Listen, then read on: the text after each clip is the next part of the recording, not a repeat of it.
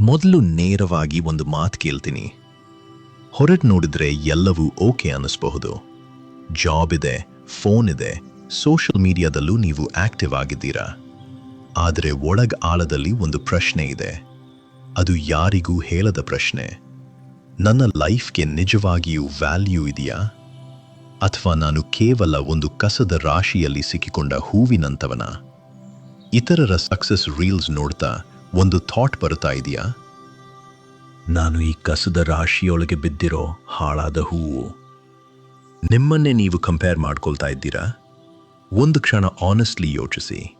ಈ ಫೀಲಿಂಗ್ ನಿಮ್ಮೊಳಗೆ ಇದ್ರೆ ಇದನ್ನ ಇಗ್ನೋರ್ ಮಾಡಬೇಡಿ.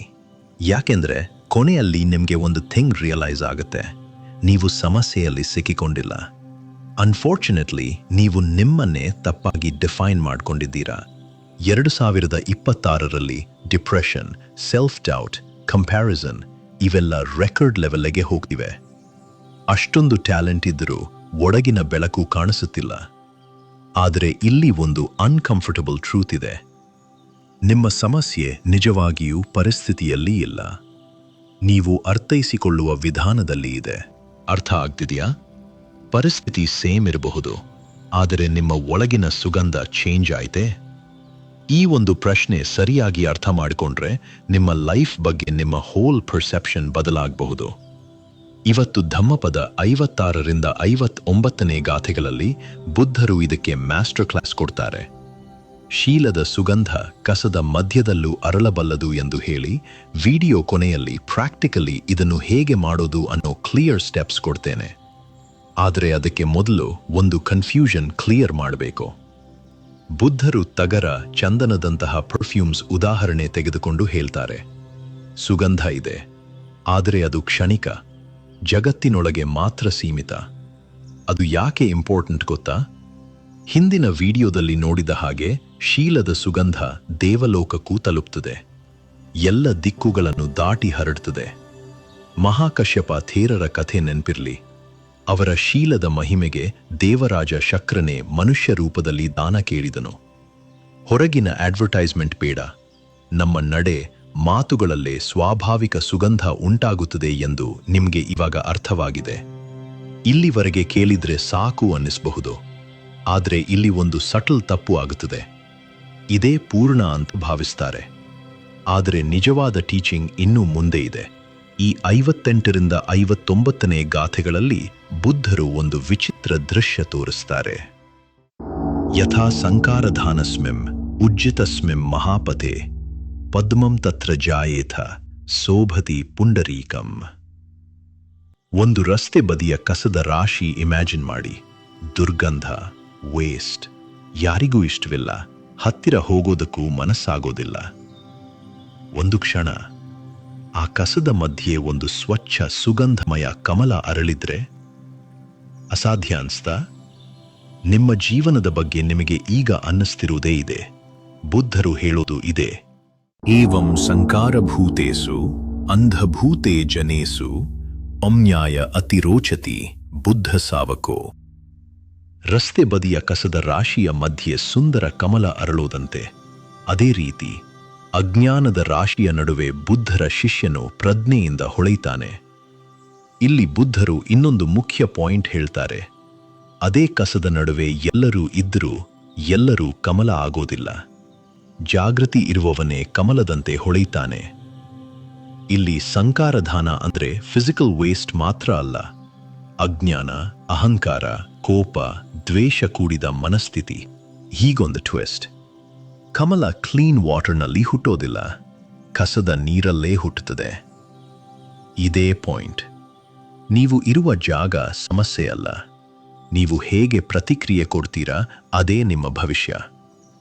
ನಿಮ್ಮ ವ್ಯಾಲ್ಯೂ ಪರಿಸ್ಥಿತಿ ಪರ್ಫೆಕ್ಟ್ ಆದ್ದರಿಂದ ಬರೋದಿಲ್ಲ. ನೀವು ಯಾವ ಪರಿಸ್ಥಿತಿಯಲ್ಲಿದ್ದರೂ ನಿಮ್ಮ ಪ್ರತಿಕ್ರಿಯೆ ಶುದ್ಧವಾಗುತ್ತಾ ಹೋದಂತೆ ನೀವು ಅರಳ್ತೀರಾ. ಇದನ್ನು ರಿಯಲ್ ಲೈಫ್ನಲ್ಲಿ ನೋಡೋಣ. ಸುಮಾ ಎಂಬ ಆಕೆ ಕಾರ್ಪೊರೇಟ್ನಲ್ಲಿ ಇದ್ದಾರೆ. ಟಾಪ್ ಕಾರ್ಪೊರೇಟ್ ಜಾಬ್ ಇದೆ, ಆದರೆ ಆಫೀಸ್ನಲ್ಲಿ ಹೋಲಿಕೆ, ಗಾಸಿಪ್ ತುಂಬ ಇದೆ. ಪ್ರತಿದಿನ ಒಂದು ಥಾಟ್ ಬರುತ್ತಿತ್ತು, ನಾನು ಅವಳಿಗಿಂತ ಕಡಿಮೆ. ಸೋಷಿಯಲ್ ಮೀಡಿಯಾ ನೋಡಿದ್ರೆ ತನ್ನ ಜೀವನವೇ ತಪ್ಪಾಗಿದೆ ಅನಿಸುತ್ತಿತ್ತು. ಹೊರಗೆ ಸಕ್ಸಸ್, ಒಳಗೆ ಕಂಪ್ಯಾರಿಸನ್. ಹೇಳ್ಬೇಕಂದ್ರೆ ಅವಳಿಗೆ ತನ್ನ ಮೇಲೆ ಸಂತೋಷವೇ ಇರಲಿಲ್ಲ. ನೋಡಿ ಸ್ನೇಹಿತರೆ, ಈ ಕಂಪ್ಯಾರಿಸನ್ ನಿಧಾನವಾಗಿ ನಿಮ್ಮ ವ್ಯಾಲ್ಯೂ ಅನ್ನೋ ಭಾವನೆನೇ ಕುಗ್ಗಿಸುತ್ತದೆ. ಈ ಫೀಲಿಂಗ್ ಒಂದು ಸ್ಲೋ ಪಾಯ್ಸನ್ ಇದ್ದ ಹಾಗೆ. ಗಮನಿಸಿ, ಒಂದು ದಿನ ಸುಮಾಗೆ ಹಿಟ್ಟಾಯಿತು. ನಾನು ಎಂಪ್ಲಾಯಿ ಅಲ್ಲ, ಬುದ್ಧರ ಶಿಷ್ಯೆ. ನನ್ನ ಮೈಂಡ್ ಕ್ಲೀನ್ ಆಗಿರಲಿ. ಅಂದು ಒಂದು ಸ್ಮಾಲ್ ಚೇಂಜ್ ಶುರುವಾಯಿತು. ಪ್ರತಿದಿನ 10 ನಿಮಿಷ ಮೌನವಾಗಿ ಕುಳಿತು ತನ್ನ ಮನಸ್ಸನ್ನು ಗಮನಿಸಲು ಶುರು ಮಾಡಿದಳು. ನನ್ನ ಸ್ವಭಾವ ಶುದ್ಧವಾಗಬಹುದು ಎಂದು ಪುನರಾವರ್ತನೆ ಮಾಡಲು ಆರಂಭಿಸಿದಳು. ಟಾರ್ಗೆಟ್ ಸೇಮ್ ಇದ್ದರೂ ಆದರೆ ಡಿಸಿಷನ್ಸ್ ಚೇಂಜ್ ಆಯಿತು. ಕಾಮ್ ಆಗಿ, ಕ್ಲಿಯರ್ ಆಗಿ, ಮೀಟಿಂಗ್ಗಳಲ್ಲಿ ರಿಯಾಕ್ಷನ್ ಕಡಿಮೆ, ರೆಸ್ಪಾನ್ಸ್ ಹೆಚ್ಚು. ನಿಧಾನವಾಗಿ ಜನರು ಕೇಳ್ತಾರೆ, ಅವಳು ಹೇಗೆ ಕಂಪೋಸ್ಡ್ ಆಗಿದ್ದಾರೆ? ಇದೇ ಸ್ನೇಹಿತರೆ ಕಮಲ ಇಫೆಕ್ಟ್ ಅಂದ್ರೆ. ಇದರ ಸೀಕ್ರೆಟ್ ಏನು ಅಂದ್ರೆ, ಮೊದಲು ನಮ್ಮ ಒಳಗಿನ ಮನಸ್ಸನ್ನ ಕ್ಲೀನ್ ಮಾಡಬೇಕು. ಒಂದು ಸತ್ಯ ಹೇಳ್ತೀನಿ, ನೀವು ಈ ರೀತಿಯ ಥಿಂಕಿಂಗ್ ರೆಗ್ಯುಲರ್ಲಿ ಮಾಡಲಿಲ್ಲ ಅಂದ್ರೆ ಮತ್ತೆ ಮತ್ತೆ ಅದೇ ಕಂಪ್ಯಾರಿಸನ್, ಅದೇ ಕನ್ಫ್ಯೂಷನ್ಗೆ ಹಿಂತಿರುಗ್ತೀರಾ. ಇದು ಒಂದು ವಿಡಿಯೋ ಅಲ್ಲ, ಇದು ಒಂದು ಪ್ರಾಕ್ಟೀಸ್. ಆದ್ದರಿಂದ ನೀವು ನಿಮ್ಮ ಜೀವನವನ್ನು ಸೀರಿಯಸ್ಲಿ ಬದಲಿಸಬೇಕಂದ್ರೆ ಈ ರೀತಿಯ ಧಮ್ಮದ ಥಿಂಕಿಂಗ್ ಒಂದ್ಸಲ ಕೇಳಿದ್ರೆ ಸಾಕಾಗಲ್ಲ. ಮತ್ತೆ ಮತ್ತೆ ಮನಸ್ಸಿಗೆ ತರುತ್ತಾ ಇರಬೇಕು. ಅದಕ್ಕಾಗಿಯೇ ಇಂತಹ ಟೀಚಿಂಗ್ ನಿಮ್ಮ ಜೊತೆ ಇರೋದು ಮುಖ್ಯ. ಅದಕ್ಕಾಗಿಯೇ ಸಬ್ಸ್ಕ್ರೈಬ್ ಮಾಡಿ. ನಾವು ಜೊತೆಯಾಗಿ ಮುಂದುವರಿಯೋಣ. ಸ್ನೇಹಿತರೆ, ನಿಮ್ಮ ಲೈಫ್ನ ಕಸ ಏನು? ಒಂದು ವರ್ಡ್ನಲ್ಲಿ ಕೇಳಬಹುದಾ? ಇದು ಆನೆಸ್ಟ್ ಆಗಿ ಉತ್ತರ ಕೊಡೋ ಪ್ರಶ್ನೆ. ಬುದ್ಧರ ದೃಷ್ಟಿಯಲ್ಲಿ ಕಸ ಅಂದ್ರೆ ಅಜ್ಞಾನ, ಅಹಂಕಾರ. ಇವತ್ತು ನೀವು ಮಾಡಬೇಕಾದ ಪ್ರಾಕ್ಟೀಸ್ ಸಮ್ಮಾದಿಟ್ಟಿ ಅಂದ್ರೆ ಸರಿಯಾದ ನೋಟ. ನನ್ನ ಸ್ವಭಾವ ಶುದ್ಧವಾಗಬಹುದು, ನನ್ನ ಮನಸ್ಸು ರೂಪಾಂತರಗೊಳ್ಳಬಹುದು, ನಾನು ಕಮಲವಾಗಬಹುದು. ಇದು ಮೋಟಿವೇಶನ್ ಅಲ್ಲ, ಇದು ಪ್ರಾಕ್ಟೀಸ್. ನೀವು ಇದನ್ನು ಸೀರಿಯಸ್ಲಿ ಪ್ರಾಕ್ಟೀಸ್ ಮಾಡಿದರೆ ನಿಮ್ಮ ಲೈಫ್ ನಿಧಾನವಾಗಿ ಚೇಂಜ್ ಆಗ್ತಾ ಇದೆ ಅನ್ನೋದು ನಿಮಗೆ ತಾನೇ ಕಾಣಲು ಶುರುವಾಗುತ್ತೆ. ಈಗ ಆಕ್ಷನ್. ಇವತ್ತೇ ಒಂದು ಸ್ಮಾಲ್ ಸ್ಟೆಪ್ ತೆಗೆದುಕೊಳ್ಳಿ.